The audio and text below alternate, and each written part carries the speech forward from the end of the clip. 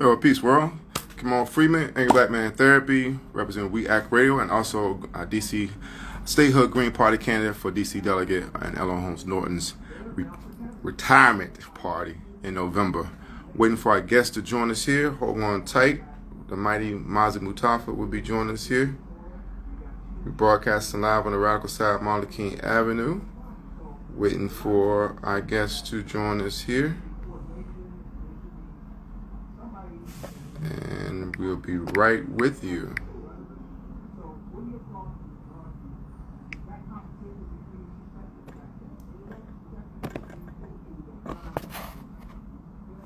Waiting for our guests here. Birds, Beasts, and Life. There you go. Get in. Mark your calendars next Saturday, July the 27th, down at the mall. Next big event will be taking place. It's definitely a family event. We don't have enough of that. A lot of these festivals, so-called festivals, happen. They're really concerts because if you're paying to get paying, that's not a festival, it's a concert. But they're not conducive to families, and we don't have enough. Just like the housing market in Washington, D.C., it's not conducive to families. A lot of one-bedroom and studio condos, but we don't have enough stock to accommodate families. What's up, Salim Adufo? Which mall? He said Iris Mall. You funny as shit. All right, waiting for our guest to join us. Let's see here. Boom. Let's see if he has accepted. I have accepted. And I was going, Worst Beast in Life is unable to join. Why are they unable to join?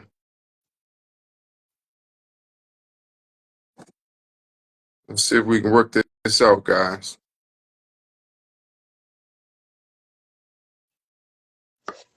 There we go.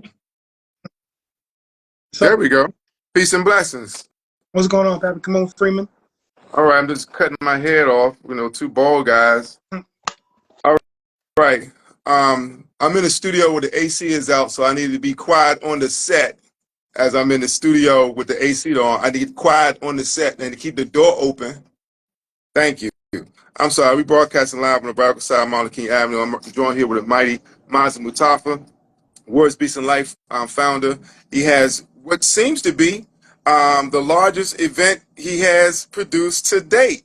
And I'm so proud of him. I couldn't let this auspicious occasions go by without first acknowledging him, congratulating him, and thanking him for his years of service, and giving him opportunity to tell the few people that are in our listening audience what is happening on Saturday, July the 27th, down at the National Mall for Salim Adufo. Yeah, I mean, there might be a pop-up at Iverson Mall. We can make that happen if Salim's willing to take the lead on that. So we're hosting an event, an inaugural event called DMV Made. It is, as you said, the largest thing we've ever coordinated. It's trying to be a baby Black Love Festival because you do big things. So we're just following in those trails you've blazed. But it's a part of a national initiative called Arts for Everybody. We are one of 18 activations happening across the country, including 2 in Hawaii, 1 in Hilo, and 1 in Honolulu, 1 in Seattle, Washington, 1 in Oakland, California, 1 in Tucson, Arizona. I'm reading a map right now. 1 in... It sounds like a tour, Mazi. This isn't us, though. We're just one of 18. So I'm naming the other places that are doing it on the same day. Oh, so it's a wow. So the other places are Rhineland, Michigan. There's 2 happening in Chicago, Illinois, 1 in Kansas City, 1 in Phillips County, Arkansas, 1 in Utica, Mississippi, 1 in Greenville, Florida, 1 in Winston-Salem, North Carolina. And this is important because I know you got a national audience, so I just want to let people know, if you can't get to D.C., there might be 1 in your own backyard, 1 in Harlan County, Kentucky, 1 in Providence, Rhode Island, 1 in the Bronx, New York, 1 in Winston-Salem, North Carolina, and 1 in Gainesville, Florida, and then us in Washington, D.C. And it's a national initiative to really promote the idea of the intersection of arts and culture and health and wellness, the idea that these 2 things should be connected, literally in the medical sense. There's a there's a new initiative being promoted in the United States. It's already popular in Canada and in the UK, called social prescribing. So for example, if you are you are an angry black man in therapy, right? So one of the social prescribing is your therapist can say, you know what would be really great for you, come on, is if you could go to this open mic. And I know that open mic costs $50. So we're going to use your insurance to pay your admission to that open mic event so that you can access arts and culture through traditional insurance. And so this initiative is about lifting up the intersection, but with the goal of trying to promote this idea that health insurance can start to prescribe access to arts and culture nationally. And so this is kind of it's not really a kickoff, it's happening. I actually just learned in the process of putting this together, Unity Healthcare right here in Washington, D.C. last month launched a social prescribing initiative. So this is something that especially federally qualified community health clinics are pushing, but really pushed to encourage insurance to cover. It's in the weeds, I'm sharing this, but it's like, it's not just a festival for its own sake. It's a festival to be able to promote a different way of thinking about arts and culture. I'm fascinated to hear about this. As you say, the social prescribed, is that the term? Social prescribing, like prescribing social interaction as a form of healing, especially in this phase of COVID. You know, the president just got COVID again. This idea that people are staying away from other people. And so one of the things that, like, dealing with social isolation is also contributing to things like suicide and just unhappiness, etc. So that folks like your therapist could be prescribing, or your doctor could say, you know what, you need to get some movement in your life. There's a salsa and merengue class up the street from your house. I'm going to prescribe your admission to that place, and your insurance is going to pay for it. So that folks like me, and even folks like you sometimes, who provide programming for particularly young people or community, you could be paid by insurance to be able to provide access, as opposed to having it just be free or having it be a fee that the insurance company could cover. I always cringe when I hear the word insurance, but I do understand that this is for the greater good. And the fact that it's actually been embraced by Unity Healthcare is beautiful, because we have some upcoming projects with them where we're going to be doing film screenings for They Are Trying to Kill Us. Everybody check that out. They Are Trying to Kill Us. We're going to be doing film screenings with them.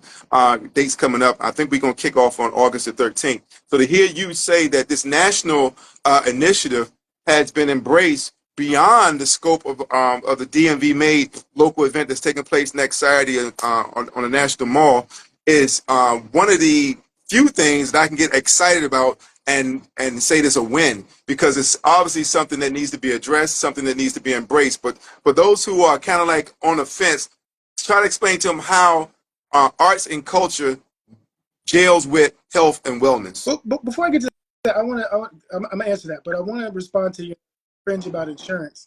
So I don't know if you know this, but one of the things right now that's already happening, it's a kind of social prescribing, is that one of the things that your doctor can do is prescribe particular kinds of food, so that literally you can get a subsidy to be able to buy fresh fruits and vegetables, so that it's not just medicine in the traditional Western sense where you get a pill, but your doctor can actually prescribe, depending on, you know, the insurance that you have and whether or not your insurance company is more progressive. They can be prescribing food to actually promote your health, not just pills to, you know, subdue or make your symptoms look like they're masked. So I think that the more that this becomes popular, I think the more you'll be excited about it, because it's not just about pills and doctors, but about health and wellness, food as medicine. Something that folks I know in your circle have embraced for a while, like our good friend Radigia, who's on here, doing her plant moss drinks. So this idea that there's more than just what we have had. There's a possibility to advocate for more. So in terms of the integration, I feel like I talked about it a little bit, but what we're going to be doing at the festival is there's going to be a main stage that's going to be featuring the Blackbyrds, legendary DC group. If you don't know who the Blackbyrds are, you know the song Rock Creek Park. Rock Creek Park. Yeah. Doing it in the park. Because a lot of people probably like, so we're going to have the Blackbyrds. And they're like, who's that? And I was like, you know their biggest hit. And they're like, well, what is it? And I start singing it. And they were like, stop singing, but I do know it. So the Blackbyrds are the headliners, the Chuck Brown Band, Sweet Honey in the Rock, Belladonna. Whoa. Sweet Honey in the Rock. We want to pause right there, put a pin in that. We just lost the co-founder of 300 Rock, Bernice Johnson Reagan. Want to give her flowers and thank her for her contributions. She said that she was here before, and when she dies, she's not going nowhere. So I think that's proof positive because 300 Rock will be featured again next Saturday, July 27th at DMV May Health and Wellness Festival down on the mall. Just want to give her some flowers. Sorry to interrupt, Brother Marlon. Yeah, we're gonna do those flowers on Saturday as well. I know it's going to be a big tribute. Yes. Legendary contribution to arts and culture, health and And wellness. yeah, 300 Rock is definitely part of health and wellness, but that was managing our righteous indignation in the struggle. It was lifting our spirits and helping people to continue on. They sang those songs to motivate them to move, to keep moving, and we want to thank them again. So please continue. But I think that is definitely a direct connection between arts and culture, health and wellness. So we've also got Belladonna, Substantial, DuPont Brass, and Cryptic Summer. So one of the things, Words Beats and Life is a hip hop organization, but we decided that the DMV is not just hip hop; it's actually way more go-go. So we got 2 go-go bands. We've got the kind of choral music that's represented by Sweet Honey and the Rock. Substantial is holding it down for hip hop, but then we got Shout out to Substantial. We've got Cryptid Summer, which is a post-punk band. So they're actually going to be opening up the event. So we got punk, hip-hop, choral music, go-go, and a jazz band with Blackbird. Plus, we've got other... I don't feel no kind of way, Mozzie, that DC is more go-go than hip-hop because most of the go-go is singing hip-hop lyrics. So, we all together. And I think, speaking of flowers, it's about time I give you your flowers publicly because I want to say like 12 years ago, you was like, Mozzie, why doesn't Words Beats of Life do more concerts? And I was like, come on, nobody comes to our concerts. I don't have money on things people ain't coming to. But we've now had 2 years of successful concerts. This is on the heels of Jazz and Blossoms, which was the closeout of the Words Beats and Life Festival this year featuring Diggable Planets. We had 6,000 people come out that day. So our hope is that something near that is going to join us on the National Mall. And we did it on the National Mall because even though it's here in our city, most Washingtonians don't go to the National Mall. It's kind of like Times Square in New York. New Yorkers don't go to Times Square. And so reclaim this space as part of our city, as a space where we can celebrate us and our region, I think is important. Because one of the biggest festivals I ever went to was on the National Mall. It was called the Black Family Reunion. Yes. And that, yes, Dr. Irene Height. Dorothy Height, yeah. Yes. And so, so one of the things that's important is to recognize, who's inspired us. So they are an inspiration. You are an inspiration.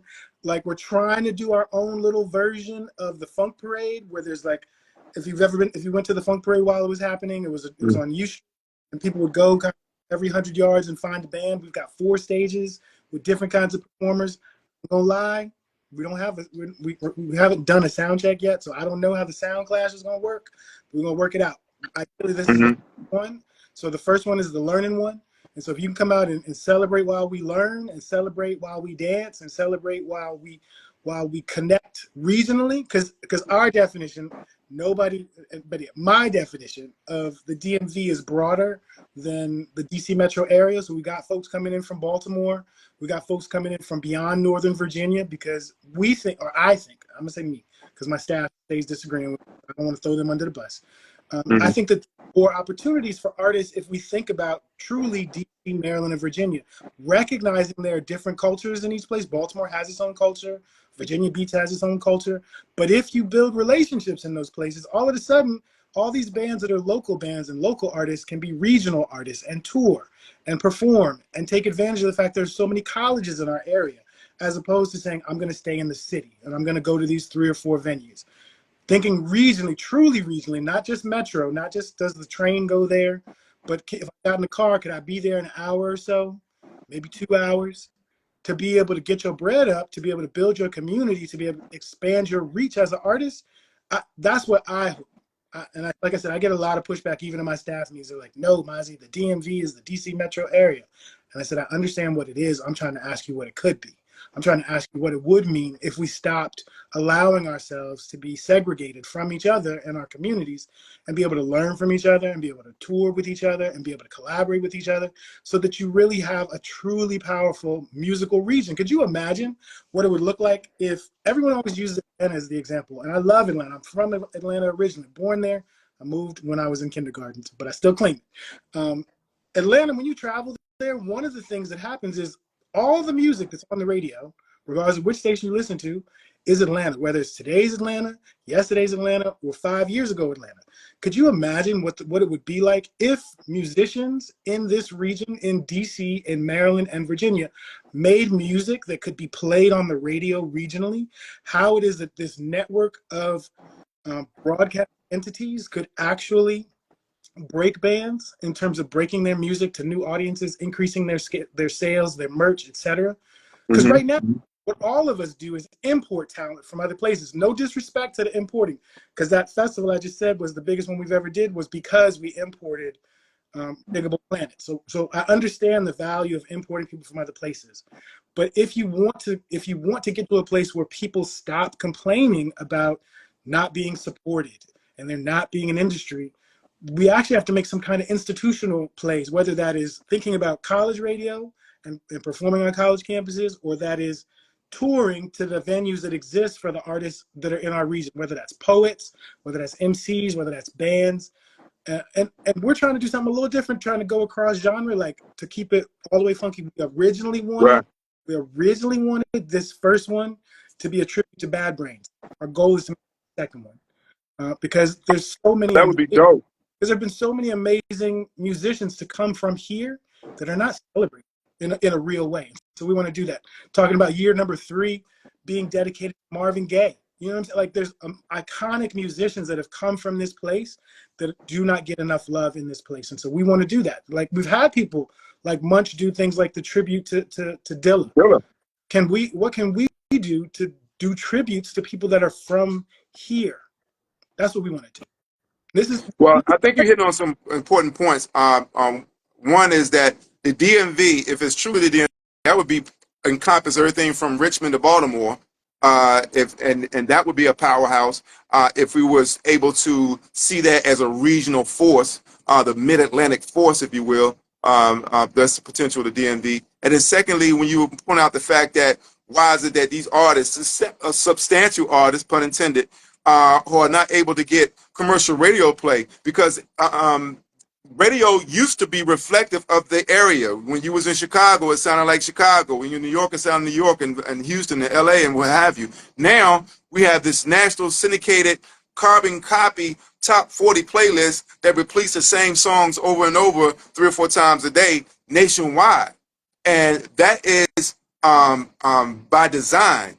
And so I think it's up to outlets like the mothership PFW, and the reason why React Radio even exists is to challenge and break that monotony. We need to get more into music. We're a progressive talk station, but we're trying to get more into the music as well. So I think that going forward, you have laid an agenda that a challenge, if you will, that there's a lot that we can do. I'm always harping about what we can do. We always talk about what they, quote unquote, are not doing or what has been done, but we're not as forceful in terms of pursuing the possibilities of what we can do. And shout out to Alice Walker, because she said the greatest power is convincing people they don't have any.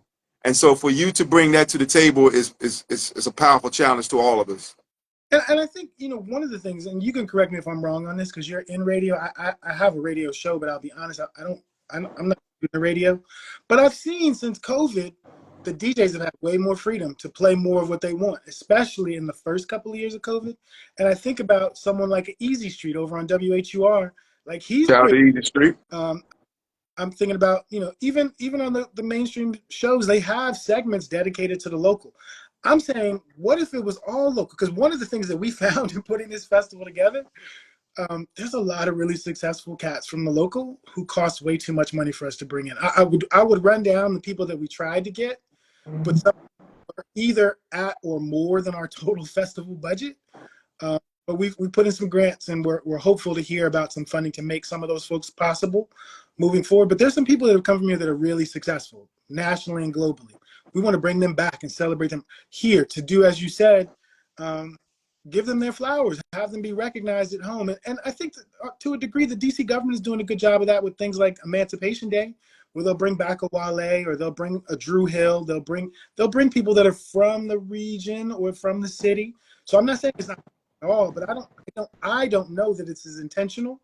I do know that right now we have a head of the DC Commission who has said publicly his number one goal, or one of the ways he would know he was successful as the head of the commission, would be to break local musicians on radio, to make hits from artists that are from here, because he's a jazz musician. Mm-hmm. And he wants musicians to be able to stay in their hometown and travel, but also be celebrated and make a good living here. So there are people in place now that weren't here 5 years ago, 3 years ago, 2 years ago.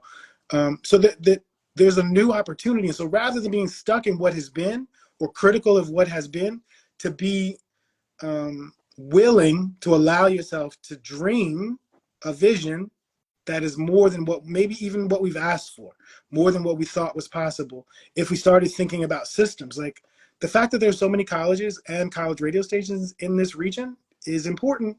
I don't know how many local artists are really taking advantage of that, especially because those colleges have budgets to be able to bring them to their campuses. Yes, we have 80,000 college kids registered in DC, and I'm hopefully going to get them to vote third party in the election coming up, and help us flip the script here.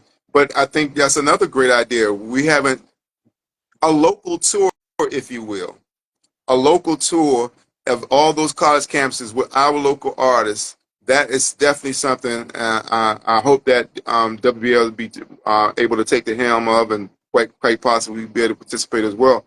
But you heard it here, folks. Those nuggets of ideas are right here, and you don't wait for someone to do it for you. These are things that you can actually begin to the processes of doing for yourselves. Yeah, and to be honest, WBL doesn't even need to take the lead on that. One of the things I find every time we promote a festival, every time without fail, every rapper's agent reaches out to us.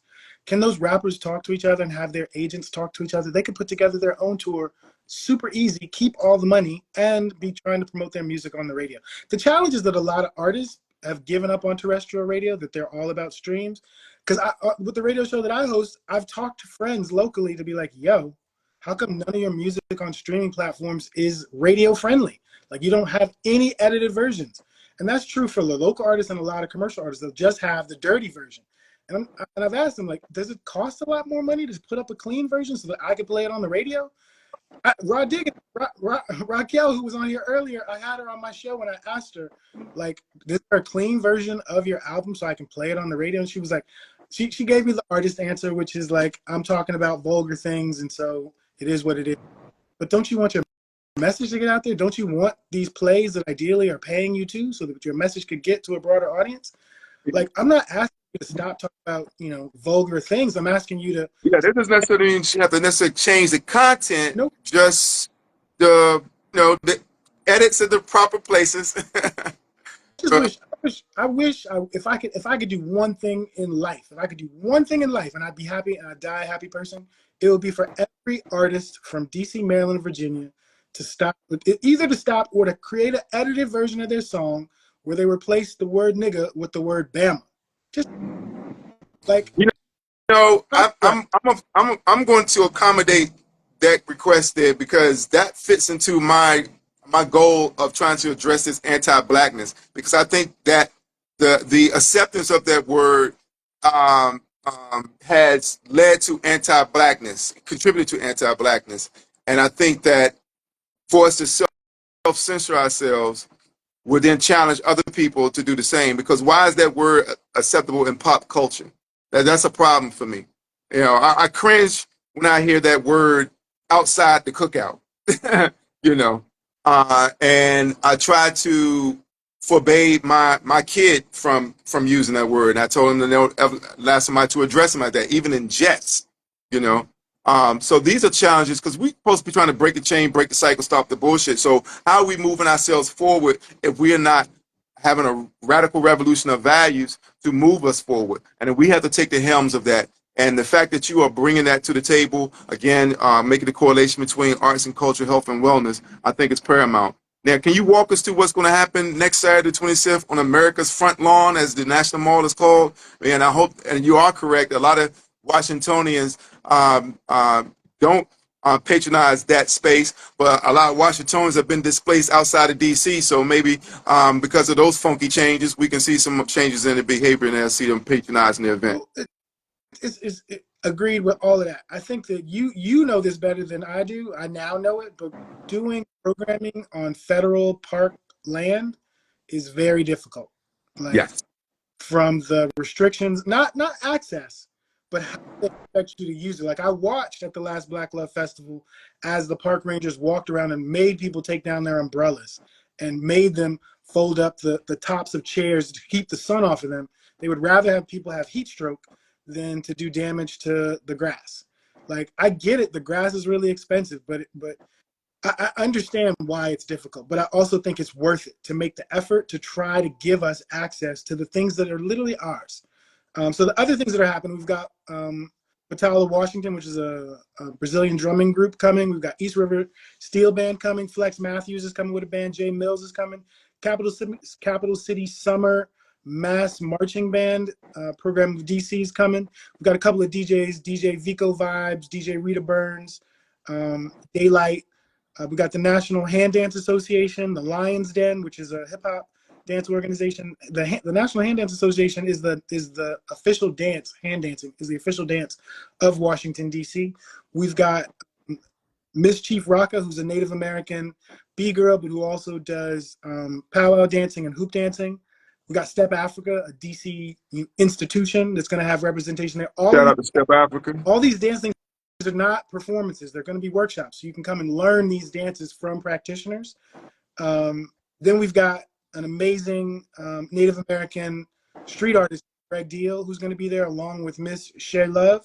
Ride 21, Jamila Okubo, who's an alumni of the Words, Beats, and Life Academy, who's doing big things with major corporations. We've got Mospaz coming through, along with our good friend Holly Bass and her crew from Turnaround Arts. We've got Spit That coming. Holly Bass. We've got Story District coming to tell stories, because we're going to have a poetry and storytelling pavilion. We got Liberated Muse confirmed, along with the Artist Network and Dialect of Prince George's. So there's going to be a poetry and storytelling pavilion. There's going to be a health and wellness pavilion that has a bunch of different folks that are either focused on the impacts of the environment on health, or literal people that are health providers, along with financial health. We're going to have a bank that's going to be out there as well, M&T Bank. We're also going to have an arts and culture pavilion that's going to have all hands-on workshops for all ages, including a bucket drumming workshop led by the Levine School. We're going to have the Crochet Kingpin. You got the Levine School of Music participating here? This is one of the beauties of being 22 years old. You know people who got better jobs and they decide they want to be able to partner with you. So so Levine's going to be running that bucket workshop. The Crochet Kingpin is going to be out there doing a crochet workshop. We're going to have our street artists doing a flower-based production called Roses and Concrete, where they're going to be making things you can install on fences and etc. as kind of street art that's made from flowers. We're also going to have a graffiti workshop, and I named the graffiti artist Greg Deal, Love, Ride 21, Jamila Kubo, and Mospaz. They're going to each be painting an 8x8 installation that we hope to be able to donate to some of the schools that we're working in. This coming, the artwork isn't just out there, but it goes to live on in schools, in DC public schools. It's really exciting, and one of the most exciting. We've got one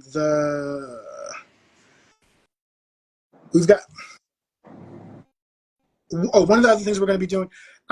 This is like right up your alley. Remember when you and I were talking about Nineveh, I was like, why don't you get with DC Water, because yada yada yada. And one of the things that your comrade Karen did was bring DC Water to this. We're going to be trying to get people to use their website. They have a website specifically dedicated to learning if there's lead in the water where you live, where you go to school, or where you work in DC. You can literally put in an address and it says, we believe that this building has lead in it. We know that it doesn't, or we think it might. And then you can call them out to find out if you actually have lead in the water at your building. And I didn't even know that. So let me get on top of that, because boys and girls, brothers and sisters, lead is not only a detriment to a child's learning abilities, it actually contributes to violent behavior. Okay, so we need to make sure that you understand that. So some of this, and they don't even do any testing on whether when kids commit senseless acts of violence, do they have any elevated lead levels in the body? Well, I shouldn't say that because there's no acceptable level of lead in the body to begin with. Right. But that will point to a systemic problem that is actually responsible for a lot of the violence in our communities. So I'm glad to hear that. I'm going to be a proponent for that, and I will look into it and do my best to share it far and wide. So thank you for educating us on that. Now, everything that you just described for that's taking place at the event, what time is it getting started? What time are you wrapping up? And is all this information, including for our national audience, as you pointed out, and all those other locations happen simultaneously, is that all the information to be found on WBLINC.org website or your blog post website as well? That's a great question. I'm actually going to, right after I get off of this, ask my webmaster to put the calendar up on our website. I don't think, but we can definitely put that there. But if you want to get it without going to our website, you can literally just Google Arts for Everybody. That's the national Arts for Everybody. Arts Everybody. .org. And they have all the information, videos about what's happening in each of the locations, because everybody's doing their own thing. Like our friends in Mississippi, they're doing a gospel festival on the Mississippi River, which is just going to be ill. So I want to give a special shout out to our friends at Social Art and Culture, because that's why we have that partnership with DC Water. They're going to have a misting tent out there because it's going to be hot on the mall. But they're also responsible for helping us get NOAA, the National Oceanic and Atmospheric Administration, the people that monitor the ocean. They're going to be coming out to talk about how warming oceans impact weather, which impact all of us. So the health and wellness isn't just what's going on in your body, but also what's happening in your environment. And to that end, we've also got the Undivide Project, which is an organization monitoring, among other things, monitoring the Anacostia River, because that's our local waterway. So there's just so much. And the beautiful thing is almost all of this has come out of the success of that Jazz and Blossoms Festival. The leader of Social Art and Culture was there. And one thing she told me was that she hates it when people invite her to come to things but don't ask her to be a collaborator. She's an amazing collaborator. Yes, she is. Work with other people. It might be difficult, but a lot of times it's actually easy. Yes, it is. And at wbl.org/DMV made. That's the website. wblinc.org/DMV made. And what time is the event getting started? 1 o'clock goes till 7:30. 1 to 7, Saturday, July the 27th, on the National Mall, America's Front Yard. This is the mighty Mazi Mutafa, the founder and executive director of Words, Peace, and Life. Words, Peace, Life has celebrated their what anniversary? What number are we on? I lost count. 22, bro. 22 years. 22. 22. Well, Eddie Murphy talked about being 22, but that's another conversation. But I just wanted to say that you are deserving of your flowers and a Black Power salute. And thank you for all the work you're doing. I think that the city is better off because you are here, and the work that you are bringing to the table has made many lives that much more better. And the head of Social Art and Culture interrupts our interview here. But I wanted to make sure that everyone in our Listen Voices makes that this event be the biggest event that WBL has to date. So you say you had 6,000 at Jazz and Blossoms. We should make this 12,000 at the DMV Made Wellness and Festival, and then it would have been bigger than any of the Black Love festivals. And I would be so proud to see you clips us and go on to bigger and bigger things. I'm so proud of you. I'm honored to call you a friend. Salute to you. And this is We Act Radio, so we do shout outs. I leave the floor to you to wrap us up. Yo, shout out to all of the folks that are watching now live and will watch it in the recording. Share it. It's a free event at the National Mall. We'd love to see you. We had parents, elders, and children and regular folks in mind, because on this same day, shout out to the Broccoli City Festival, is happening the same day. That's like all hip hop, kind of contemporary music. This is all DMV across musical genres. So you got options that day, and we hope you'll choose us. And Broccoli City Festival is a concert, paid, ticketed event, and with a lot of with a lot of I shouldn't say dirty versions, but they're not all clean material in those acts. So if you want to have a free family-oriented event, then by all means, bring the family, the entire family, out to America's Front Yard on the National Mall on the 27th. If you come and bring a blanket or a towel, the one of the things about the parks that you can't have chairs on the National Mall, so bring a blanket so you can have a seat, or come stand up to you. But they don't. Oh, that's I should, yeah. We definitely should make that. We are not able to accommodate folding chairs on the National Mall, but you can bring blankets. Yes. All right. So there we have it. Mozzie, thanks for the work you're doing. WBL is definitely on the map. DC is better because of it. The DMV is better because of it. And I'll be looking forward to seeing you next Saturday from 1 to 7:30. And again, we want to dedicate this and give all the flowers due to Mama Bernice Johnson Reagan, co-founder of Sweet Honey in the Rock. And I can't wait to see what Sweet Honey Rock is going to do in their tribute to her. All right? Appreciate it. Salute. Respect. This is Come On Freeman. We Act Radio. Do something.